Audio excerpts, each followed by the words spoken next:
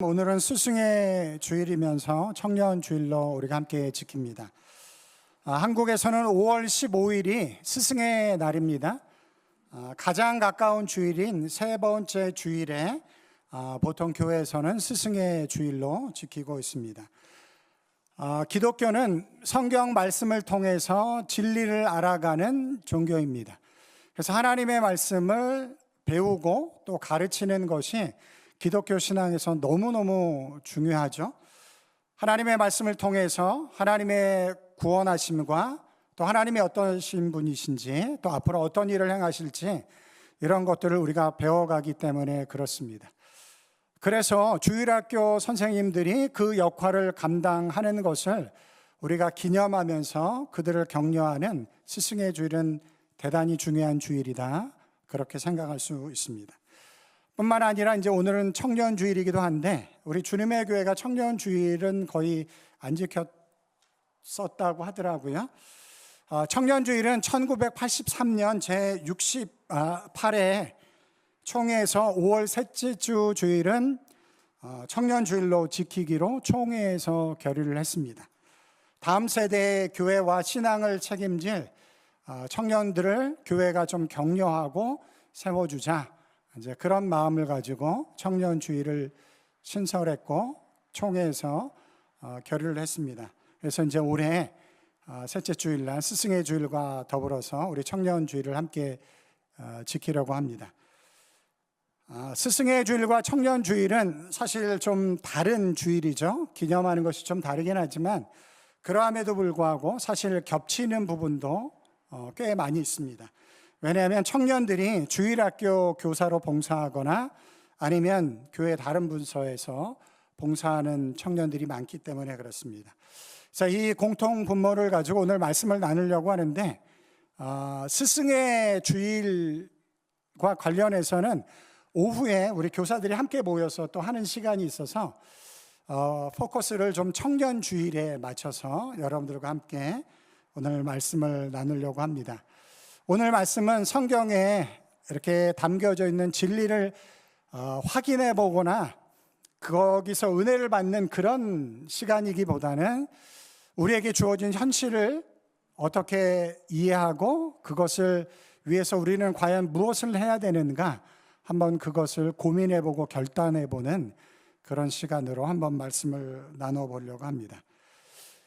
요즘 교회들마다 큰 고민들이 많습니다. 전 세대 교인들이 감소하고 있기 때문에 그렇습니다. 물론 그 중에 부흥하는 교회들도 있어요. 그러나 전반적으로 보면 대체로 거의 모든 교회들이 전 세대 교인들이 감소하고 있습니다. 굉장히 어려운 문제입니다. 다음 세대의 교육자들을 저는 볼 때마다 그래도 우리 세대는 여기까지 왔는데 다음 세대는 어떻게 이 어려운 사역을 감당할까라는 그런 안타까운 마음이 들어요. 그런데 전 세대의 교인들이 감소하는 중에 더 큰 고민이 하나 있습니다. 상당히 많은 청년들이 교회를 떠나고 있다는 것입니다. 굉장히 많은 청년들이 교회를 떠나고 있어요. 2017년에 교회 내 청년 성도의 비율이 21% 정도 됐습니다. 그런데 2025년에는 9%밖에 되지 않아요. 그러니까 절반 이상으로 이 8년 사이에 절반 이상의 청년들이 교회를 떠나갔다는 것이죠. 굉장히 심각합니다. 앞으로 이런 추세는 점점 더 빨라질 것이다 라고 지금 이제 교회를 연구하는 사람들이 그렇게 예측을 하고 있어요. 그러면 어떤 문제로 청년들이 교회를 떠나는가? 보면 개인 문제보다 사실 교회 문제 때문에 교회를 떠나는 청년들이 굉장히 많다라는 것이에요. 보시는 것처럼 그렇습니다. 그러면 어떤 주요 요인을 가지고 청년들이 교회를 떠나는가? 설문조사를 해봤더니 4가지로 나왔어요. 첫 번째는 뭐냐면 지나친 헌신을 요구한다라는 것입니다. 교회가 청년들에게 지나친 헌신, 그래서 봉사하는 것에 너무 많은 짐을 지어주다 보니까 그러니까 청년들도 양육받고 자라야 된다라는, 어떻게 보면 신앙 성장을 위한 대상으로 보지 않고 청년들을 그냥 봉사해야 되는 역할을 감당하는 대상으로 보는 시각이 굉장히 교회 안에 크다라는 거예요. 그래서 지나친 헌신을 교회가 요구한다. 물론 제가 청년 시절 때는 진짜 요즘 사람들이 많이 쓰는 것처럼 뼈를 갈아 넣는 그런 봉사를 제가 했던 것 같아요. 그러나 시대도 바뀌었고 이제 시대의 어떤 생각하는 것도 많이 바뀐 상황 속에서 여전히 그것을 요구하는 것은 이제 요즘 청년들에게는 너무 과한 것이 되어버렸죠.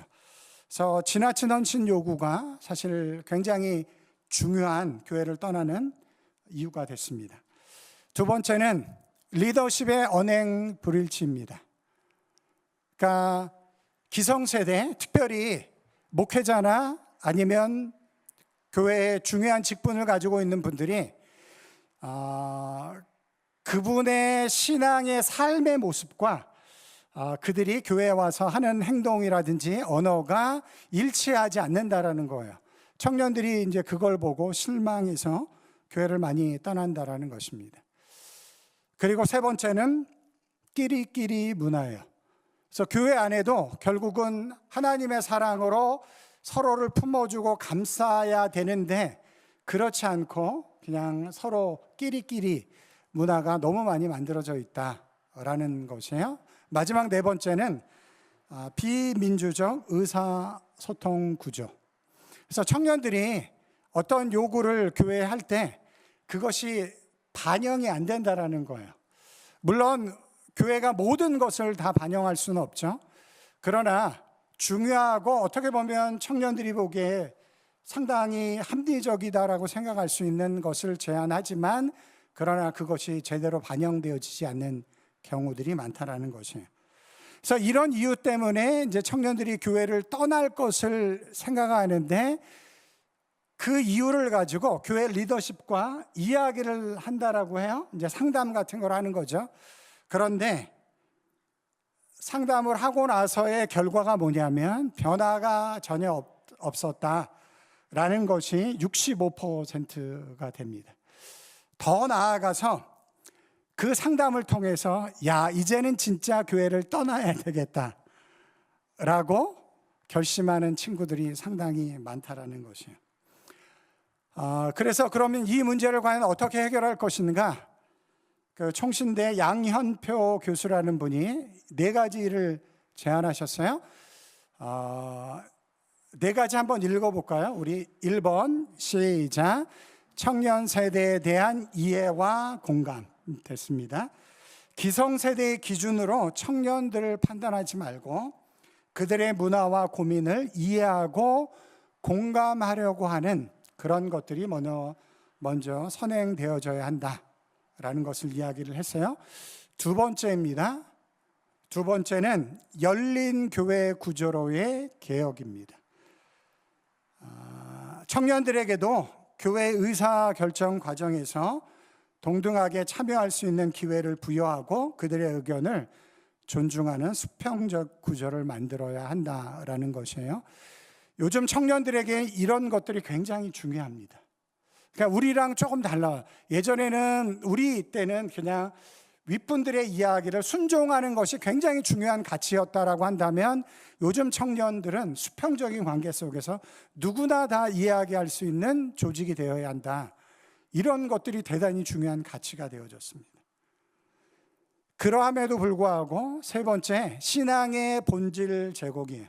세상이 줄 수 없는 예수 그리스도라는 신앙의 본질을 교회가 청년들에게 확실하게 제공해야 된다라는 것이고요. 마지막 네 번째가 기성세대의 신앙 관리입니다. 결국은 우리 다음 세대 청년들도 기성세대의 신앙을 보면서 신앙이 자라날 수밖에 없기 때문에 특별히 부모님의 신앙이 자녀들에게 미치는 영향이 굉장히 많기 때문에 결국은 기성세대의 신앙 관리가 청년들을 교회에 붙잡아 두는데 굉장히 중요한 역할을 하고 있다는 것이죠. 이 네 가지를 제안했어요.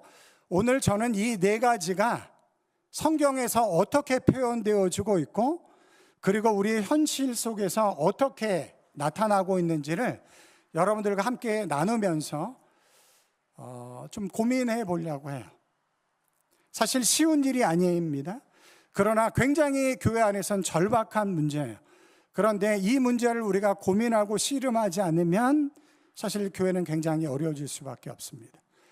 그래서 이 네 가지가 성경에서는 어떻게 이야기되어지고 있고, 우리의 현실 속에서 그런 것들이 어떻게 나타나고 있는지를 함께 좀 나눠보려고 해요. 첫 번째는 청년 세대에 대한 이해와 공감입니다.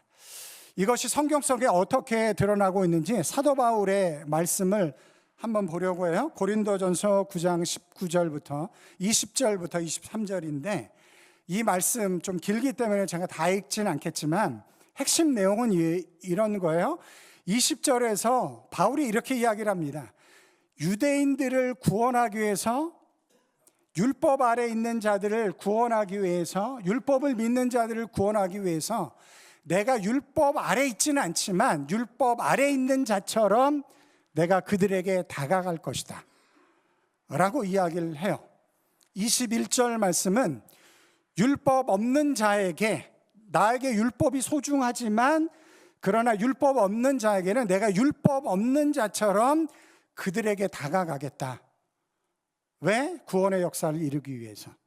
그렇게 이야기를 합니다. 그리고 22절에 그가 이렇게 이야기를 해요. 우리 다 같이 한번 읽어보겠습니다. 약한 자들에게 내가 약한 자가 된 것은 약한 자들을 얻고자 하며, 내가 여러 사람에게 여러 모습이 된 것은 아무쪼록 몇 사람이라도 구원하고자 함이니. 사도 바울이 사람들을 구원하기 위해서, 복음 안에서 그들을 세우기 위해서 자기가 가지고 있는 기준과 자기의 모습들을 때로는 내려놓고 그 사람들처럼, 그들을 구원하기 위해서 그 사람들처럼 되고자 했다라는 것을 말씀해 주고 있어요. 그 사람들의 형편, 아니면 그 사람들의 눈높이에 맞추어서 복음을 전했다라고 이야기를 합니다.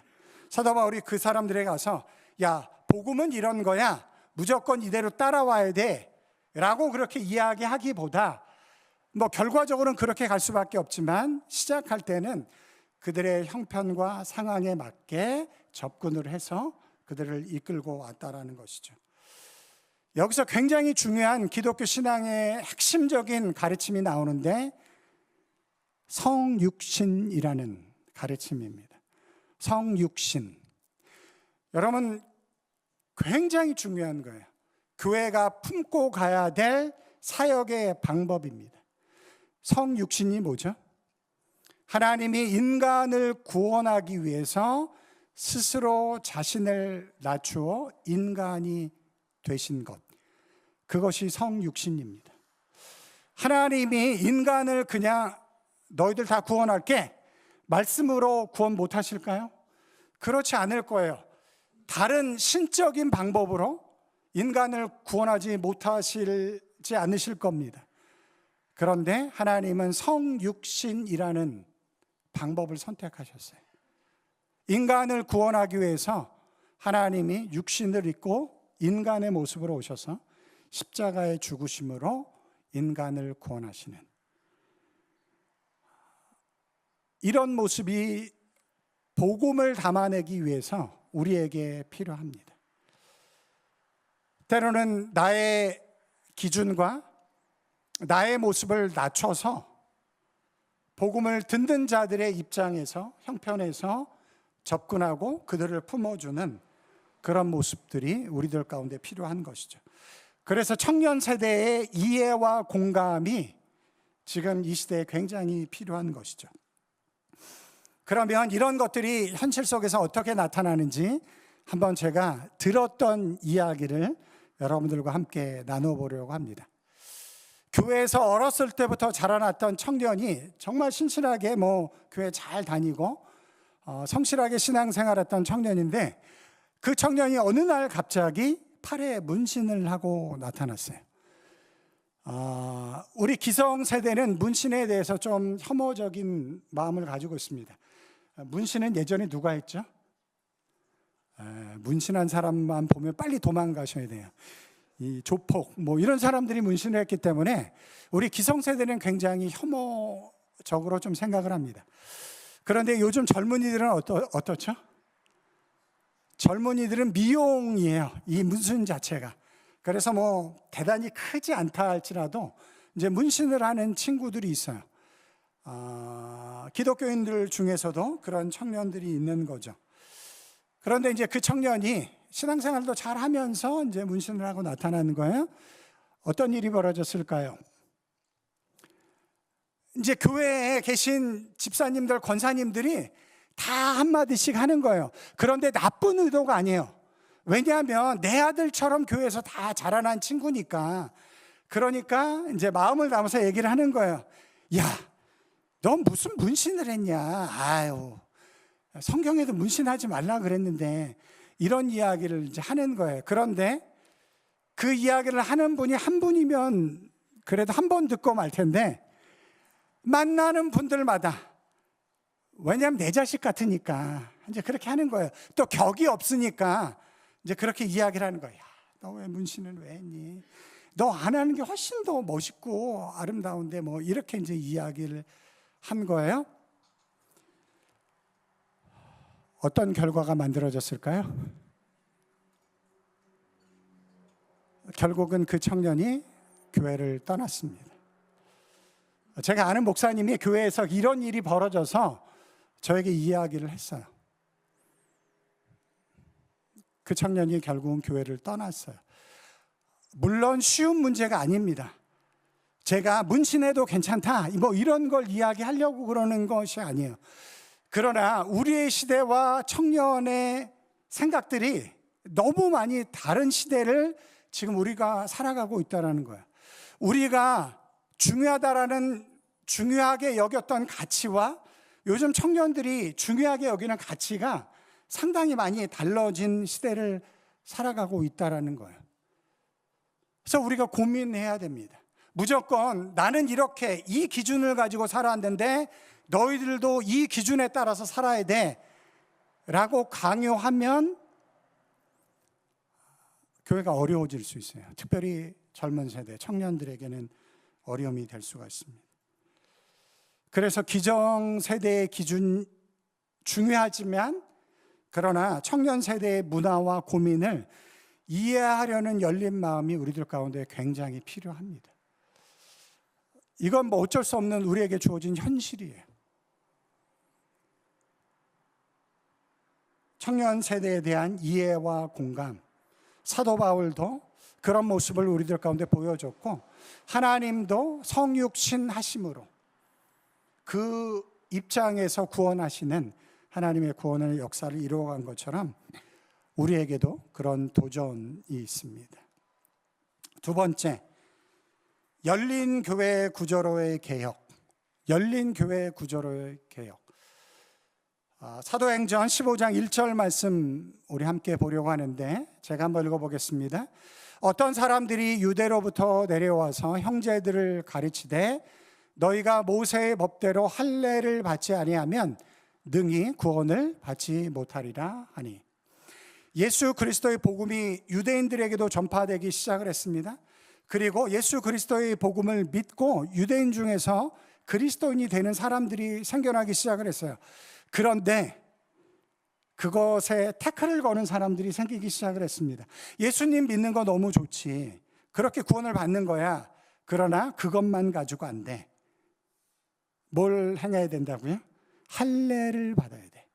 여러분, 유대인들에게 할례는 너무너무 중요한 것입니다. 하나님께서 아브라함을 통해서 너의 모든 자손들은 할례를 받음으로 하나님의 자녀가 됐다라는 것을 증표로 가지고 있어라. 그러니까 하나님의 자녀가 되기 위해서는 반드시 할례를 받아야 됩니다. 그 전통 속에서 왔어요. 그런데 예수 그리스도를 통해서 새로운 구원의 방식이 제시되어졌습니다. 그러니까 너무너무 중요한 할례를 받지 않아도 될 것 같은 이야기들이 예수 그리스도의 복음 안에 담겨져 있는 거예요. 그러니까 교회가 고민하고 갈등하고 어려움 가운데 처해 있었습니다. 그때 교회는 사도행전 15장에 사도들이 함께 모여서 고민을 하기 시작을 해요. 의논하기 시작을 합니다. 지금 이렇게 새로운 시대가 열려졌다. 그러면 이 복음을 우리는 어떻게 담아낼 것인가를 열린 마음으로 그들이 회의를 하기 시작해요. 그래서 내려진 결론이 뭘까요? 할례 받지 않아도 된다. 여러분, 이게 우리에게는 너무 그냥 당연한 일처럼 여겨지지만 유대인들에게는 어마어마한 일이에요. 어마어마한 일. 할례를 받지 않아도 된다? 어마어마한 일입니다. 그러나 교회가 열린 마음을 가지고 새 시대에 어떻게 하나님의 복음을 증거할 것인가를 고민했고 사도들의 의견을 받아들여서 그렇게 결정을 하게 됐다는 것이죠. 새로운 시대를 맞아서 교회는 소통했고 그 시대를 향한 하나님의 섭리와 뜻을 받아들였습니다.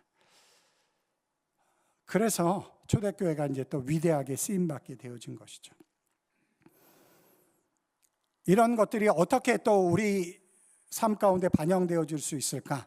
제가 이제 고민을 하다가 김동호 목사님이 생각이 났어요. 아마 김동호 목사님 잘 아실 텐데 이제 좀 오래된 이야기이긴 하지만 김동호 목사님이 굉장히 젊은 나이에 동안교회에 부임하게 됐어요. 담임 목사님으로. 교회가 굉장히 성장하고 부흥했습니다. 그래서 이제 교회를 새롭게 짓게 되어졌는데 새롭게 지을 때 김동호 목사님이 중고등부 아이들을 찾아갔어요. 야, 우리가 교회를 새롭게 지으려고 그랬는데 너희들 혹시 원하는 거 있어? 이렇게 물어봤어요. 그랬더니 중고등부 아이들이 뭘 원했는지 아세요? 농구할 수 있는 공간이 필요합니다. 김동호 목사님이 실내 농구장을 만들어줬어요. 난리 났습니다.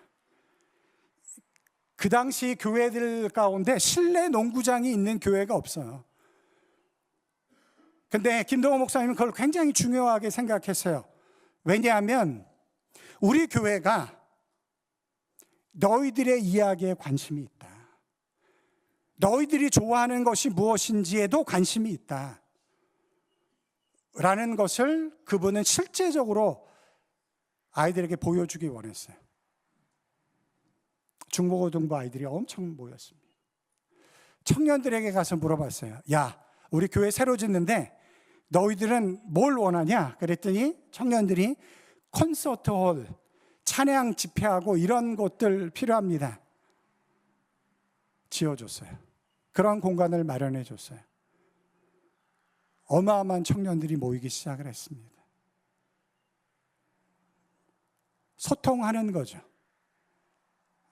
교회가 열려있는 마음을 가지고 다음 세대 이야기들을 듣고 그 일이 조금 어려울 수도 있지만 우리가 생각하는 기준과 조금 다를 수도 있지만 그러나 다음 세대를 위해서 그런 일들을 해냈을 때 그 아이들을 정말 하나님의 은혜 안에 거하게 되는 놀라운 일들을 보게 되는 것이죠. 이제 세 번째가 중요한데 그러면 목사님은 청년들이 요구하는 것 다 들어주자 이런 이야기인가? 그렇지 않습니다. 결국은 그렇게 청년들이 모이기 시작할 때 우리가 담아내야 될 것은 뭐냐면 신앙의 본질을 제공하는 것이죠. 신앙의 본질. 사도행전 4장 6절 말씀인데 우리 다 같이 한번 읽어보도록 하겠습니다. 시작. 베드로가 이르되 은과 금은 내게 없거니와 내게 있는 이것을 내게 주노니 나사렛 예수 그리스도의 이름으로 일어나 걸으라 하고. 어떻게 보면 현실적으로 이 안진뱅이에게 은과 금을 주는 것이 가장 합리적이고 어떻게 보면 더 인기를 얻는 방법일 수도 있을 것 같아요. 그런데 사도 바울은 그렇게 하지 않았습니다. 은과 금은 내가 줄 것이 아니고 나는 너에게 나사렛 예수 그리스도를 전해주겠다. 제가 그 크리스찬 신문에서 이제 글을 쭉 보다가 어떤 교회가 청년부가 20명 정도 모이다가 7년 만에 800명까지 모이는 교회가 됐다라는 글을 제가 보게 되어졌어요. 그런데 만약에 그런 교회들이 이미 알려져 있는 교회, 뭐 예를 들어서 이미 큰 교회라고 했으면 저는 아마 보지 않았을 것 같아요. 그런데 한 번도 별로 들어보지 못했던 교회 이름이에요. 화양교회라고, 중곡동에 있는 화양교회라는 교회 이름으로 그게 나왔어요. 그래서 이미 크지도 않은데 어떻게 이렇게 부흥할 수 있었을까 궁금증이 생겨서 제가 한번 찾아봤고, 그리고 그분의 책을 한번 읽어봤습니다. 그런데 물론 중곡동 그 근처에 대학교가 많이 있어요. 젊은이들이 많은 곳이긴 하겠죠. 그러나 대학은 그 이전에도 있었고 그 교회도 그 이전에도 있었어요. 그런데 청년들이 20명 정도밖에 없었는데 이 목사님이 부임하시고 나서 800명이 됐어요. 그래서 이 목사님은 어떻게 사역하셨을까? 저도 이제 배움이 필요하니까 책을 읽어봤는데 목사님이 이렇게 썼어요. 화양교회 부흥은 특별한 프로그램이 있어서가 아니고 그저 예배와 기도의 자리를 견고하게 붙들었을 뿐입니다. 예배와 기도의 자리를 견고하게 붙들었을 뿐입니다. 이 목사님은 기도를 굉장히 강조하시거든요. 여러분, 청년들이 얼마나 열심히 기도하는지 몰라요. 그냥 청년들이 좋아하는 프로그램을 진행하면 청년들이 많이 모일 것 같지만 그런 프로그램이 제공 안 되고 흥미가 없으면 다 떠나버립니다. 그러나 말씀과 기도 위에 세워질 때 견고하게 세워질 수 있는 것이죠. 그래서 청년들이 다양한 프로그램을 통해서 하나 되어지는 건 너무 중요하지만, 그러나 우리 교회 청년들에게 예수 그리스도의 복음을 확실하게 전해주는 건 너무너무 중요한 것이라고 생각을 합니다. 마지막 네 번째, 기성세대의 신앙관리. 이것이 굉장히 중요한 것인데 고린도전서 11장 1절 말씀입니다. 우리 다 같이 한번 읽어볼게요. 시작. 내가 그리스도를 본받는 자 된 것 같이 너희는 나를 본받는 자가 되라. 사도 바울의 한 말인데 저는 이것이 복음이 어떻게 다음 세대에 전달되어지는가를 핵심적으로 가르쳐주고 있다고 믿습니다. 야, 복음은 이런 거야. 복음을 본받으면서 복음을 받아들이면서 살아. 다음 세대에 그렇게 이야기하는 게 아니고 내가 그리스도를 본받는 것처럼, 내가 그리스도를 본받는 것처럼 너는 나를 본받는 자가 되라. 그럴 때 다음 세대가 믿음 안에서 온전히 세워질 수 있는 것이죠. 사진 한번 보여주실래요? 여러분 혹시 이분이 누군지 아시나요? 어디서 보신 분일 거예요. MBC 이인용 앵커라는 분이에요. 9시 뉴스 하셨던 분이십니다. 그런데 제가 우연치 않게 이분의 간증을 듣게 되어졌어요. 이분이 어떻게 예수님을 믿게 됐는지 그걸 소개하는데, 어떻게 보면 아주 싱거운데 어떻게 보면 굉장히 심오한 그런 경험을 통해서 이분이 예수님을 믿게 되어졌어요. 자꾸 주변에서 한번 교회 와봐라, 예수 믿어라 이렇게 이제 요청을 하니까 한 번은 교회를 갔어요. 그런데 교회에 들어가는 입구에서 누구를 만났냐 하면 그의 인생을 바꿔놓을 한 분을 만나게 되어집니다. 누구를 만났냐면 교회 입구에서 안내하시는 분인데 너무너무 따뜻하고 밝은 미소로 이분을 맞이하는 어떤 장로님 한 분을 만났어요. 그런데 이인용 이분 마음 가운데 어떤 생각이 들었냐면, 저렇게 따뜻하고 밝은 미소를 띌 수 있는 분이라고 한다면 진짜 멋진 인생을 살 것이다 라고 생각을 했고, 나도 저런 인생을 살아봤으면 좋겠다 라는 마음이 들었다라는 거예요. 그래서 그 이후부터 교회에 출석하기 시작했다라는 거예요. 어떤 목사님이 이런 이야기를 하셨습니다. 그리스도인들에게는 웃는 것이 실력입니다. 저는 이 말을 듣자마자 책상을 딱 쳤어요. 그래, 그거다. 우리가 대단한 얘기 많이 하지만 그리스도인들에게는 웃는 것이 실력이다. 이 불합리하고 때로는 짜증나는 이 세상을 살아가면서도 여전히 하나님의 섭리와 구원을 확신하면서 여전히 하나님이 나와 함께 하신다는 믿음으로 살아가는, 그래서 웃을 수 있는 사람, 그 사람이 진짜 실력 있는 사람이죠. 예배 끝나고 가실 때 그 웃음을 저에게 보여주시기 바랍니다. 또 주변에 있는 사람들에게 보여주시기 바라요. 너무너무 저는 감동이 됐어요. 웃음이 실력이다. 교회에 와서도 웃지 못한다라고 한다면 세상에 가서 우리가 어떻게 웃을 수 있겠어요? 그런데 그 웃을 수 있는 조건이 뭔가요? 우리의 형편과 우리의 열매인가요? 그렇지 않잖아요. 우리의 형편과 열매가 항상 좋지 않잖아요. 그러함에도 불구하고 하나님의 섭리와 구원을 믿기 때문에 그 불합리한 상황 속에서도 웃을 수 있는 실력 있는 그리스도인이 되시길 주님의 이름으로 축원합니다.